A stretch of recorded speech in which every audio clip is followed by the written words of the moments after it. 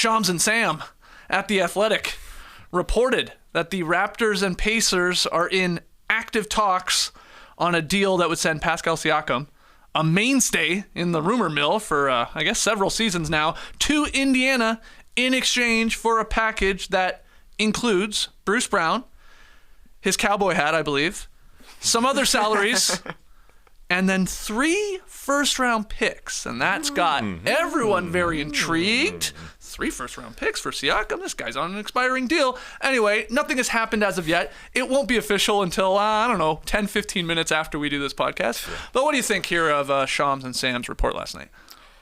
Pascal lovers, this one's for you. Pascal Siakam to be dealt for 3 first-round picks. It may seem high, but I think if there's one team that could trade high for Pascal Siakam, it is the Indiana Pacers.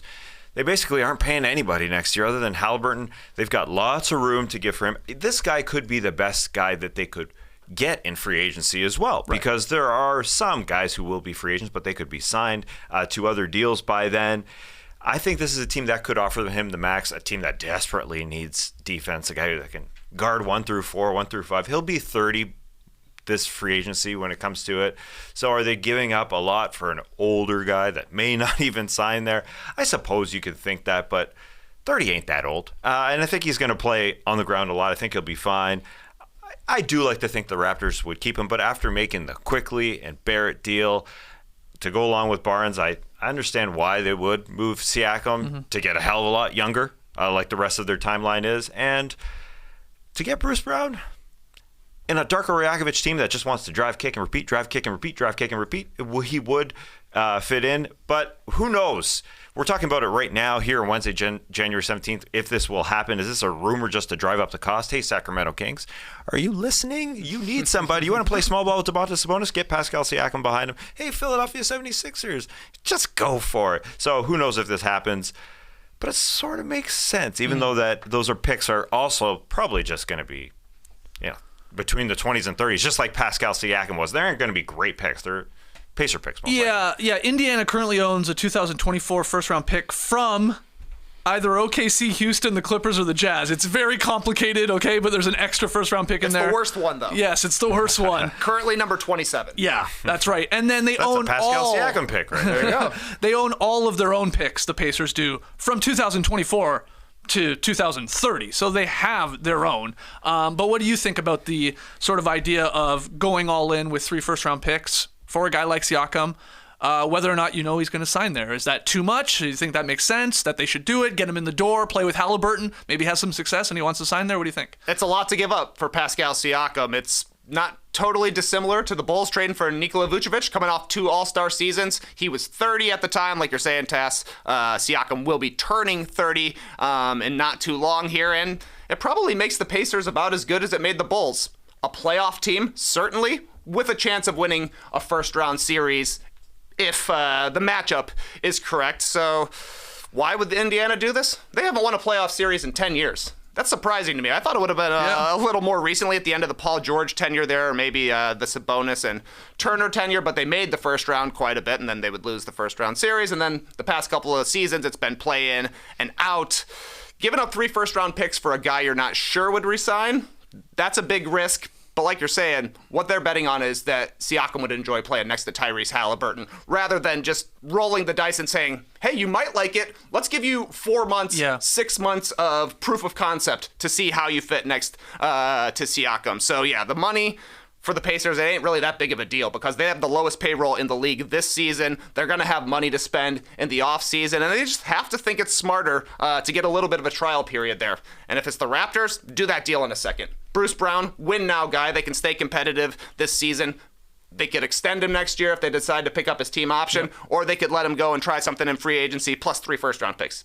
Even if they're in the late 20s, you can package those and trade them for somebody. Maybe a Siakam in the future. Who knows? That's right. Yeah, Indiana would likely need to still add about $8 million in salary to make this, again, hypothetical work. So I think Hollinger had it out there. Bruce Brown, Jordan Nwora, Obi Toppin, and then the 3 first-round picks, that would be a salary match. All 3 of those guys would be expiring, or could be. Brown has that team option, like Trey just said, next season at $23 million. Indy could take back Otto Porter Jr. Into cap room as part of a trade. So maybe you're looking at something like that. But obviously, Bruce Brown, the key player, and then these younger pieces.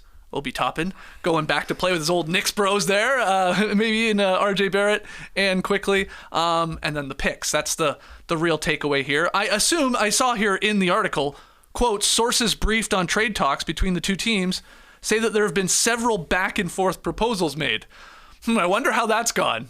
Masai going, all right, we'll trade you Siakam, but we want Benedict Mathurin. Pacers saying, no, we're not doing that. Okay, we want Jarris Walker. Pacers saying, no, we're not doing that. Okay, we want Andrew Nembhard. Pacers saying, no, we don't even want to give him up. I mean, I assume it's something like this. Okay, well, you got to give us more draft picks. Okay, we can maybe do that, and we're still figuring it out because I assume the picks are nice, but a lot of reports were like Masai and Bobby Webster on the Raptors side, they do want like a young prospect, a young player. Bruce Brown is good, but maybe not the type of player you're looking for to fit the timeline. They would in theory want one of those other guys. Of course they would want one of those other guys from the Pacers, but Pacers should be smart to hold on to them. Yeah, Andrew Nembhard, another Canadian on the Toronto Raptors. Seems like they're trading for every Canadian out there. That could work. Even the Buddy Hield, who is an expiring deal here, could work as a 3-point shooter. The Raps could let Gary Trent go this offseason, so Buddy could fill in there if he's to get another one. I know he is an older player, but really this is what the Pacers want to do. They want to get somebody on their team instead of just waiting for July 1st and say, can you come here? Can you come here? They just hope that they can get Pascal Siakam and say, we will give you a max deal, and win the bargaining, because they're a team that needs to do it, and they have lots of money come next season. Really, it's Halliburton signed to a big deal, and then it's Miles Turner at 19 per. There's lots of room. And you get one of the best free agents on your side, hopefully convince the guy that they're going to give him the deal, because the Raptors don't want to. So the Raptors have Barnes and Barrett, and obviously quickly, they don't want to pay him the max money. So I think that's what the Pacers are trying to win here. And maybe this is all a facade. Maybe this is just to get every other team bidding a little bit more. But it also looks like a facade because last year they didn't get a thing for Scotty Barnes, and then they didn't get a draft pick for OG Anunoby. To see 3 all of a sudden, it just doesn't seem like that's happening in the NBA at all right now. Any other final thoughts on the likelihood of a Pacers-Raptors Siakam deal going down here today, this week, and the 3 weeks coming? I'd like to see Bruce Brown at the Calgary Stampede. I'm sure he would enjoy that. He would go. He would absolutely have a blast. We can make that happen, I'm sure, whether he's in Toronto or not.